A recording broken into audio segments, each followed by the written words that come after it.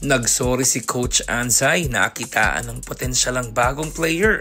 Na-impress ang chairman ng B-League sa bata natin. Yan ang pag-uusapan natin for today's video.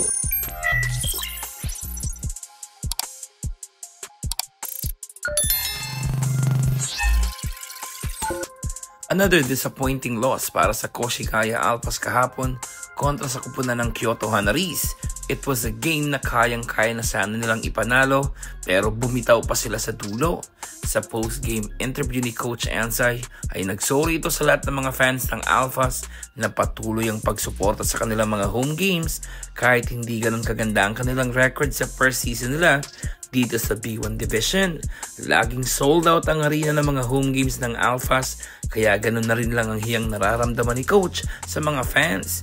Pinuri rin ni Coach Ansay ang bagong player na lang si Ochiba sa debut game nito kanina sa Pro League dahil ang laki ng naging impact niya na sa game kanina, especially late in the second half.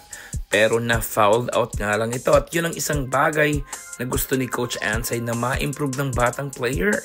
Present din kahapon ng chairman ng B-League na si Shinji Shimada at na-witness nito ng live ang performance ng Pinoy import at talaga namang na-impress ng husto ito. Kaiju put up a special numbers pero sayang nga lang dahil it was on a losing effort. Tingin ko, Kai Soto can already put up an easy 20 plus points game every game kung lagi siyang nabibigyan ng bola kagaya ng mga pasa sa kanya kanina ni Tatang Gibbs at si LJ Peak. It's always an automatic bucket para sa ating bata sa paint and yung outside shooting nito ay sobrang nag-improve na rin. Kailangan niya na lang talagang mas maging agresibo sa opensa at maging selfish din paminsan-minsan kasi sa game kanina ang dami niyang pasa na sana ay itinira niya na lamang.